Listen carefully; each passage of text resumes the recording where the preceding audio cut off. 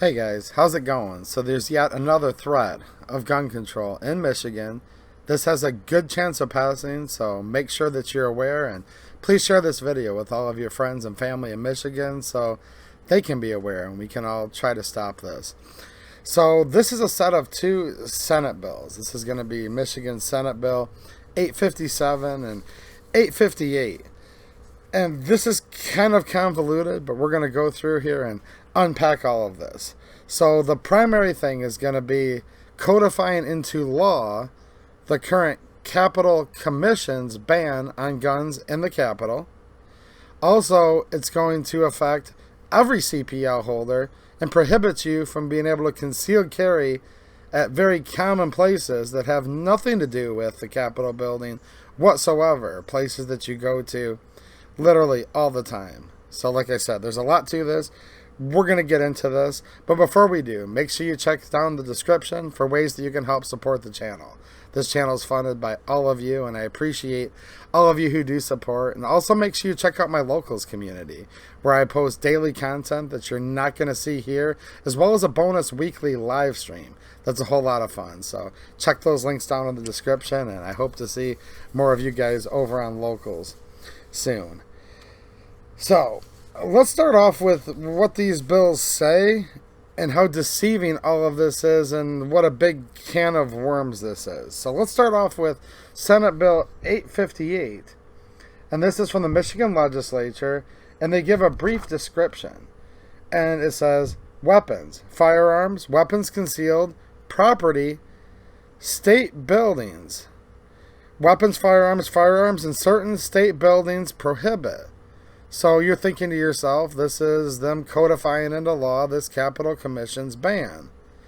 And it is doing that, but it's actually doing a whole lot more. Now, a little bit of background story, just to catch you guys up to speed. If you're new to the channel, welcome. Make sure you subscribe for more updated breaking news videos like this. So as I reported, last year, 2023 in August, the Michigan Capitol Commission put a ban on firearms at the Michigan State Capitol building. This was in response to a tragic incident that happened at Michigan State, which I would note was a gun-free zone. Up and until recently, the Michigan Capitol has not been a gun-free zone. It's been there forever, and there's never been an incident like this with a firearm, not even once, because gun-free zones are criminal empowerment zones, and criminals don't follow laws, obviously.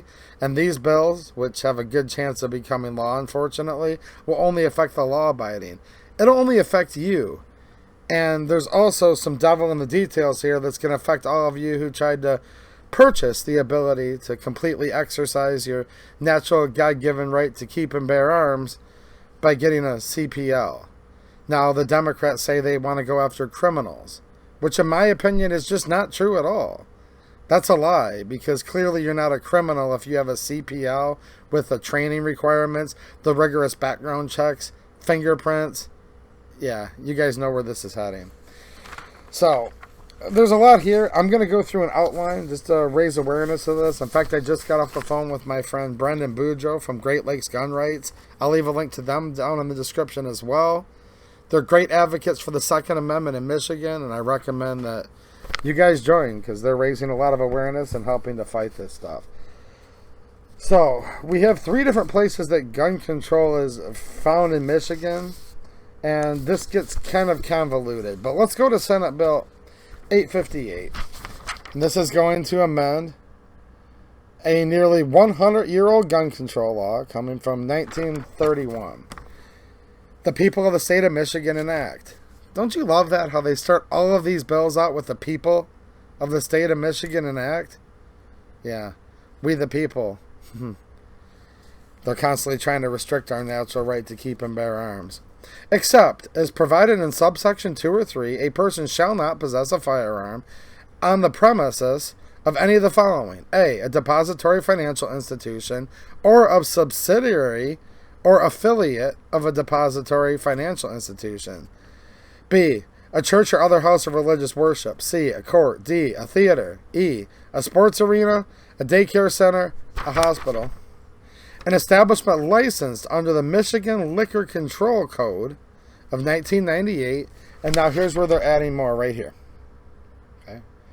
Michigan State Capitol Building, the Anderson House Office Building, which is where the House of Representatives offices are, and the Bensfield Senate Office Building, where the Senators' offices are. This section does not apply to any of the following. A person who owns or is employed by or contracted by an entity described in subsection 1 of the premises of that firearm is to provide security services for that entity. B, a peace officer. They always exempt the police and all of their own in all of these. Now, it used to say a person licensed by this state or another state to carry a concealed weapon. But you'll see with this Senate Bill 858, it crosses that out. So they've not only added places that are generally prohibited, okay, with these 3 buildings here, these buildings that are owned by you, by the way, but they've removed the exemption not only for this new stuff, but for all of this. Now, some of these places are currently restricted, and you can see the list of those on the back of your CPL. And here's one if you guys want to pause. These are the areas where you're prohibited currently right now from carrying with a CPL unless you're exempted otherwise, which means you're law enforcement or some kind of government man, right? Okay. Now, that's crazy because they're literally saying this is weapons and firearms in certain state buildings prohibit. But it's not just state buildings. And this is the part that's getting slipped through that nobody's talking about. It removes your exemption from all of these places. And I'll give you a couple glaring examples. A depository, financial institution, or subsidiary or affiliate of a depository financial institution. Right now, and no legal advice, by the way, guys, I'm not a lawyer, but right now, in my opinion, if you have a CPL, you can concealed carry in one of these depository financial institutions. Think banks, think credit unions, places like that, and others. But it's also their subsidiaries and affiliates. What does that include? If there's an ATM in a parking lot, is that considered a subsidiary? If a bank or financial institution has their name on a building, or they own multiple properties besides just banks, are those considered affiliates? I don't know, and you might not know either until you find yourself arrested and fined and in jail. So this would remove your ability with your CPL to be able to carry in your bank and many other places. Now, here's the crazy part. It says on the back of your CPL that you can't carry in, let's see here, a bar or tavern where sale and consumption of liquor is the primary source of income. And most of you know that if you have a CPL. However, you can conceal carry in places like, let's just say, Walmart. Lawfully, you can conceal carry in any of these places unless they're primary source of income. If they have a liquor license, unless it's a bar or tavern, right? Okay. But what's now on this prohibited list that you used to be exempt from is an establishment licensed under the Michigan Liquor Control Code. Walmart has a liquor license. Most grocery stores do. Most party stores do. And many gas stations do. You wouldn't be able to conceal carry if these bills become law at any banks or the associated or affiliated or most grocery stores, party store, many other places. I'm just touching the tip of the iceberg here. This is literally crazy. Now, Michigan Senate Bill 857. These are kind of companion bills. These are by Senators Polehanki and Bayer and many others. These are the usual gun grabbers who hate the Second Amendment and, in my opinion, hate the Constitution in the state of Michigan and this country. So they're going to go through to this section of the law from 1927. We've had draconian gun control in Michigan for over 100 years. And they're going to add in these 3 buildings again. Now here's what's curious. Hold on. They're exempting more of their own. And I'm going to read a little bit from an article to tell you why they're doing that. This does sections I through K, which is these 3 buildings at the Capitol, does not apply to an individual license to carry a concealed pistol Under this act, you're thinking, oh, I'm exempt. No, you're not, except for the few reps and senators that are going to watch this. While that individual is serving as a member of the Michigan House of Representatives or Michigan Senate. So yet again, they're exempting their own. They're exempting all the badge wearers out there, and they're also exempting current serving representatives and senators that have a CPL. Now, why would they do that? Well, first of all, the obvious, rules for me, but not for thee. Or rules for thee in this case, but not for me. They have their own laws outside of the rule of law that exempt themselves. And why wouldn't they pass this if they're exempt, right? Now, keep in mind, they don't need any Republican support to pass this, actually, because the Dems have controlled the Senate for a while now. And unfortunately, after these recent special elections, the Democrats control the House of Representatives again. And the governor, yeah, we don't need to talk about the governor of Michigan, do we? You obviously know she'll sign any and all gun control that comes across her desk. In my opinion, she wants way more than this. But, so they really don't need Republicans' help to do this, but they do have a plan. Now, this is a bunch of hyperbole. This is coming from an article here from the Michigan Advance. It says, by John King, legislation to codify Michigan Capitol firearm ban to be introduced Thursday. See, they're calling it the Capitol firearm ban. But I just literally showed you that it would remove your exemption from any place that sells alcohol and any bank's financial institution subsidiaries. Yeah, this is a really wide net. And other places. I don't want this video to be 30 minutes, so I'm trying to be a little brief here. Okay, so it starts off with a quote. If anyone in the future decides they'd like the Capitol to return to more of a Wild Wild West shooting gallery, then they're going to have to put their names on record.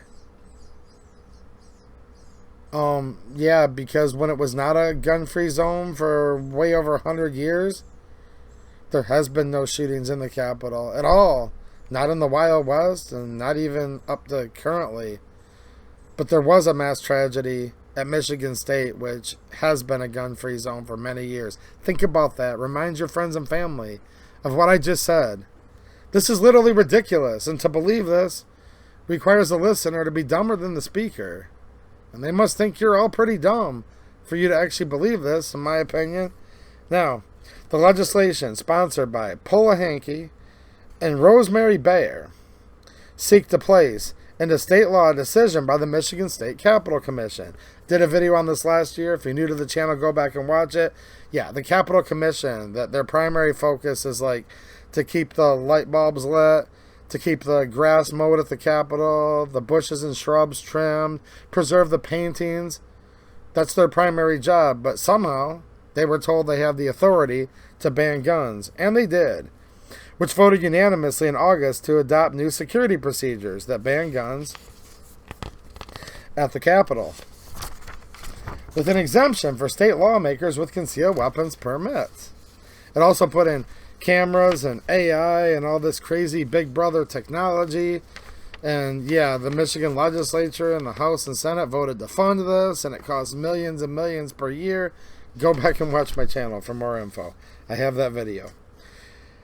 Okay, here's another quote. I'd like to codify this into law in the event that maybe a Republican majority might happen sometime in the future, Paula Hankey told the Michigan Advance.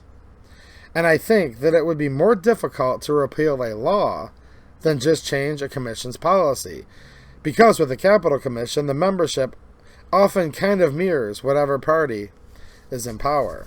And she's correct on that. This will be much more difficult to repeal if it becomes law. But there's that hidden part that nobody's talking about. And that's why I'm here today, to talk about this.